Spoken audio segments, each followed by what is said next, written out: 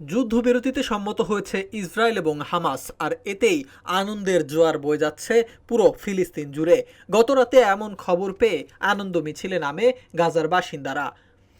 জানা গেছে ট্রাম্পের প্রস্তাব মেনে নিয়েছে ইসরায়েল এবং হামাস, এবং এ সংক্রান্ত চুক্তির প্রাথমিক প্রস্তাবে স্বাক্ষর করেছে ইসরায়েলের প্রতিনিধি এবং হামাসের প্রতিনিধিরা। এতে আপাতত যুদ্ধবিরতি নিশ্চিত হয়েছে। প্রেসিডেন্ট ট্রাম্প ইসরায়েলকে কোনো ধরনের বোমা বর্ষণ করতে নিষেধ করেছেন। এমন খবর পেয়ে খুশিতে আত্মহারা ফিলিস্তিনের বাসিন্দারা। বিশেষ করে গাজা উপত্যকায় নেমেছে খুশির ঢেউ। কেউ নাচছেন, কেউ হাততালি দিচ্ছেন, আবার কেউ বাঁশি বাজাচ্ছেন, কেউ বা চিৎকার করে আল্লাহু আকবার ধ্বনি দিচ্ছেন। এমনই দৃশ্য দেখা গেছে গাজার বিভিন্ন স্থানে। বাসিন্দারা কাঁদছেন আর বলছেন, এই কান্না আমাদের আনন্দের অশ্রু, মনে হচ্ছে নতুন করে আবার আমাদের জন্ম হলো। তাদের আশা, এই ভয়াবহ যুদ্ধের ইতি ঘটবে।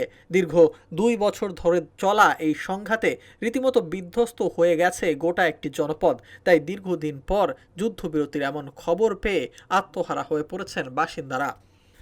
এদিকে ওয়াশিংটনে যুক্তরাষ্ট্রের প্রেসিডেন্টের বাসভবন থেকে এ সংক্রান্ত পরিকল্পনার ঘোষণা দেন ট্রাম্প। এতে তৎক্ষণাৎ সম্মতি দেয় ইসরায়েল। পরবর্তীতে আলোচনা শেষে হামাসও এতে সম্মতি জানায়। এতে 3রা অক্টোবর হামাস সম্মতি দিলে গাজায় বোমাবর্ষণ বন্ধ করতে বলেন ট্রাম্প। 6 অক্টোবর মিশরের লোহিত সাগর তীরবর্তী পর্যটন শহর শারম আল শেখে ট্রাম্পের প্রস্তাবে শুরু হয় বৈঠক।